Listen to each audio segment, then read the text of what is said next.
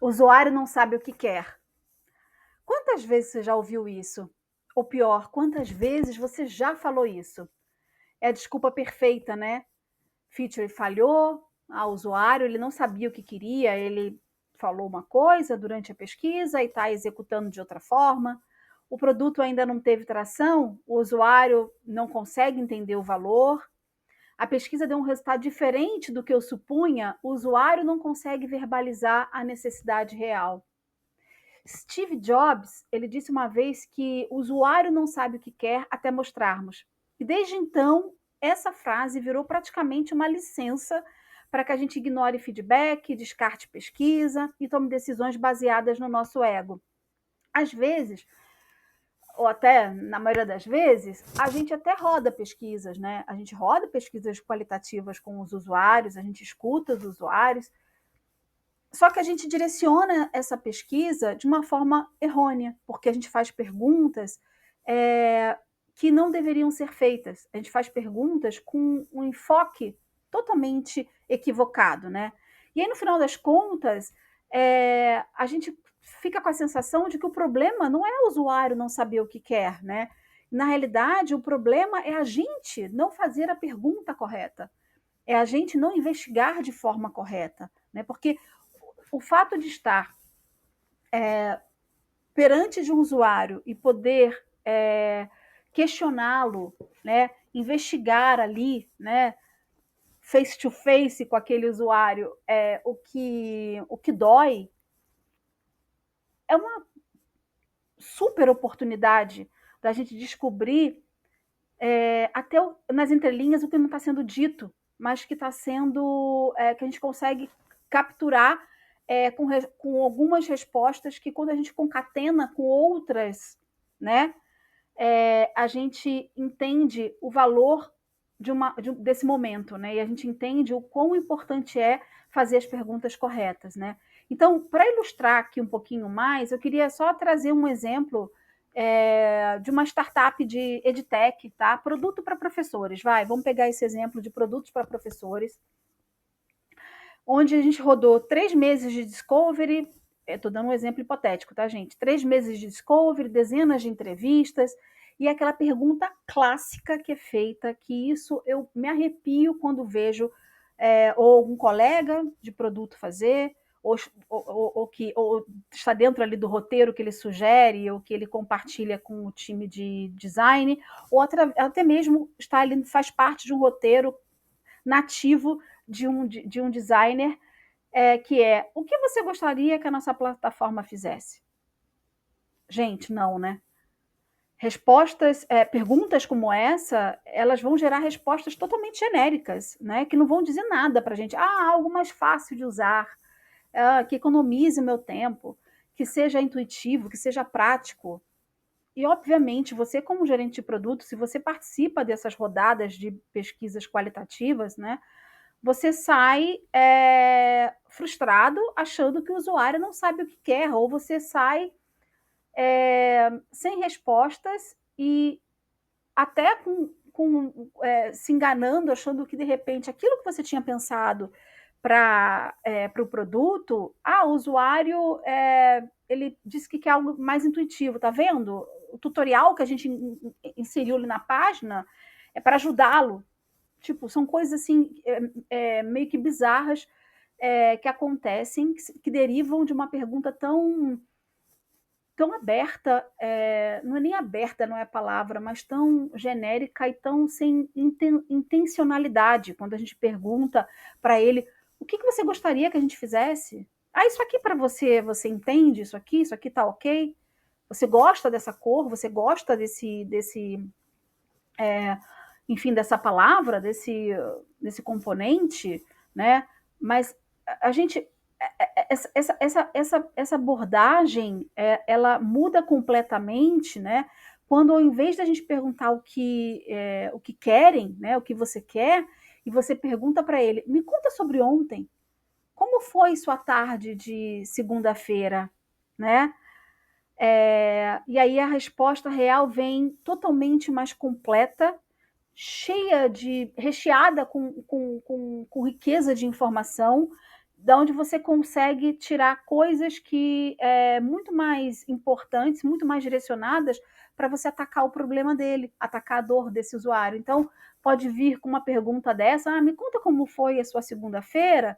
Pode vir respostas como, por exemplo, ontem eu tinha 4 turmas para corrigir prova, então o primeiro problema, não lembro onde salvei a planilha com as notas, né? E aí eu procurei por mais 15 minutos e depois, segundo problema, a planilha do Excel não abre direito no meu celular, tive que esperar chegar em casa.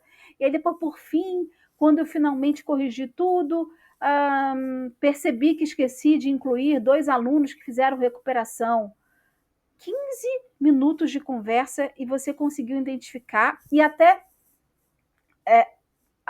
dependendo do nível de consciência desse usuário, ele conseguiu, até na fala dele, quando ele responde um tipo de pergunta como essa, ele consegue até elencar e ir pontuando e te ajudar nessa interpretação de pain points. Então, 15 minutos de conversa você conseguiria daí, de uma pergunta como essa: me conta como foi ontem o seu dia de trabalho com a plataforma, ou me conta como foi ontem, não precisa mencionar o produto, mas como que foi ontem o seu dia de trabalho lá na escola, e aí ele vai te conversando com você, te dizendo exatamente, relembrando, né? Ele não vai criando uma imagem no futuro, porque nem sempre essa imagem que ele cria na cabeça do futuro, o que você gostaria que tivesse na nossa plataforma, nem sempre é o que ele vai executar.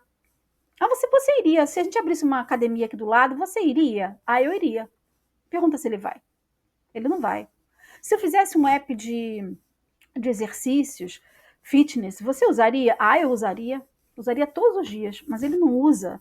Então, quando você faz perguntas que o joguem, oh meu Deus, para o futuro, você está fazendo com que ele fique imaginando coisas que no final das contas não vão te servir para nada, né? Porque você vai estar lidando com algo que é irreal. Agora, quando você faz perguntas que o joguem para o passado, para que resgate uma memória, você consegue pincelar daí situações que às vezes o próprio usuário traz como ponto de dor, ou às vezes ele não traz, ele apenas relata, e você, como um profissional experiente, consegue puxar esses pontos de dor e realmente criar pontos específicos durante seu discovery que são concretos, né, que são acionáveis, né? Então, o que não o não sabe o que quer, o usuário não sabe o que quer, acaba virando, depois de um tipo de entrevista como essa, de investigação como essa, um backlog aí, sei lá, de 2 meses, digamos assim, né? Então, pensando nisso, eu acho que é importante a gente dissecar um pouquinho esse mito de usuário não sabe o que quer, porque ele esconde aí uma preguiça intelectual perigosa, né? O primeiro ponto usuários não são designers de produto.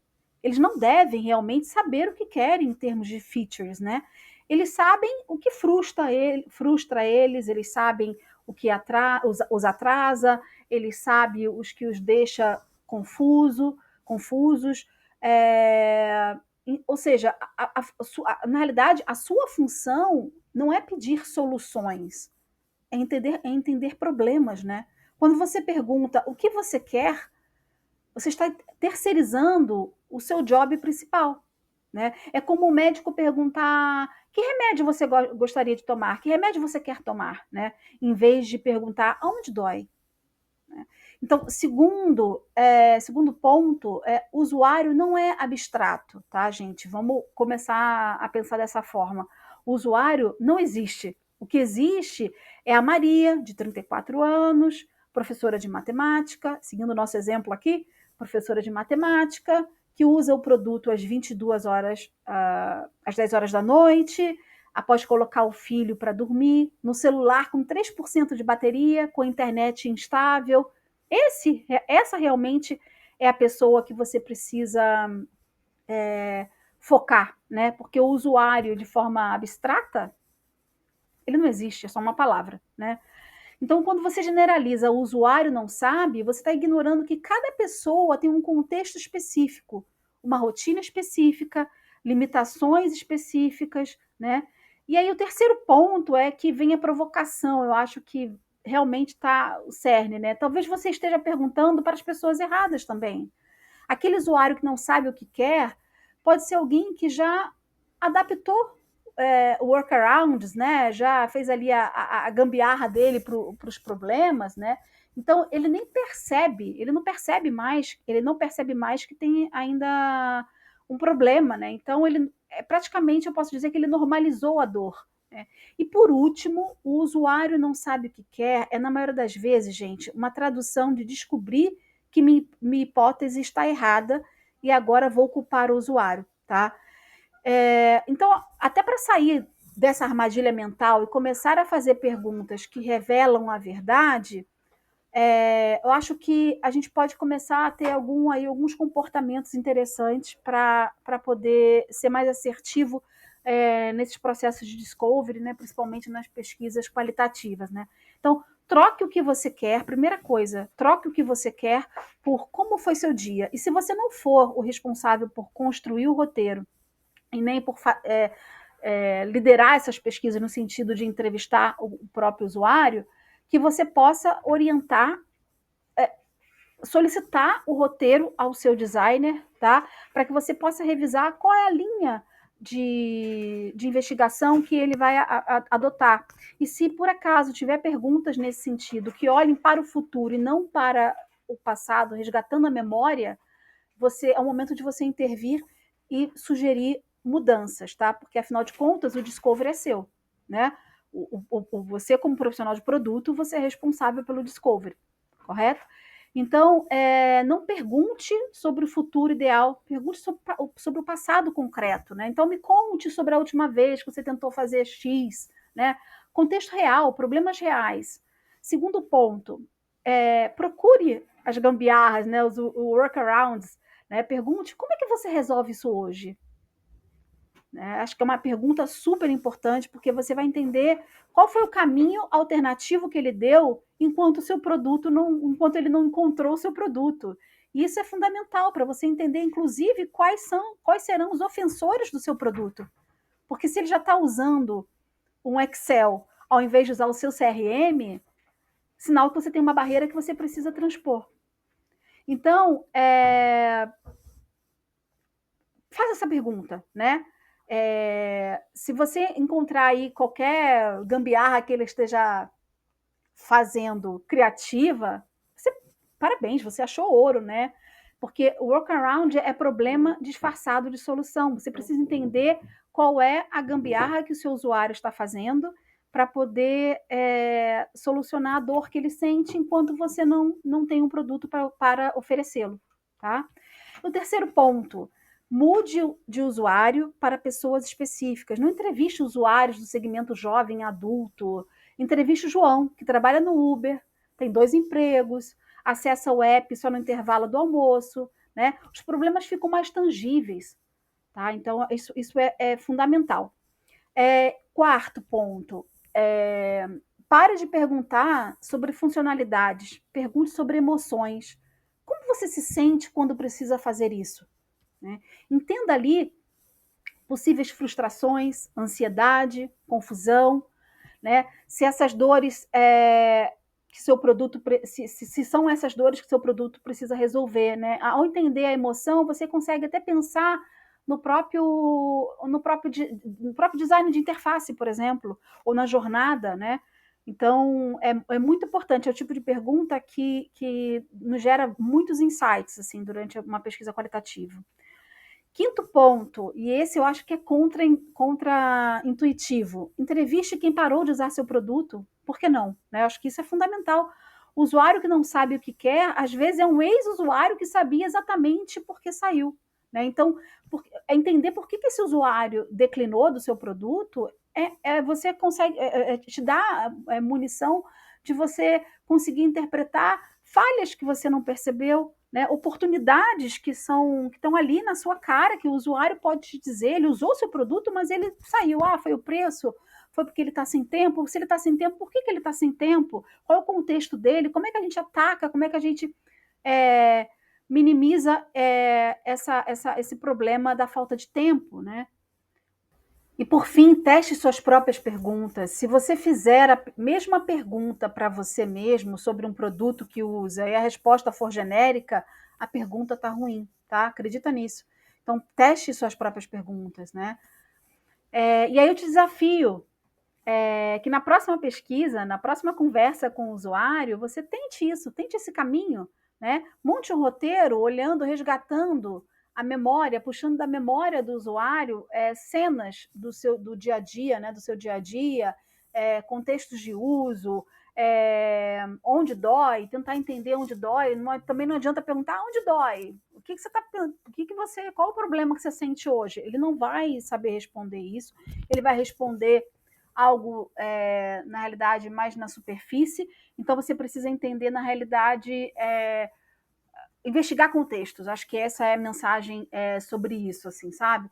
Então, aí você, de certa forma, você vai deixar de sair frustrado, pensando que essa pessoa não sabe o que quer, e vai sair curioso, né? Pensando que pergunta eu não fiz ainda, né? Porque a diferença entre produtos que resolvem problemas reais e produtos que ficam só no PowerPoint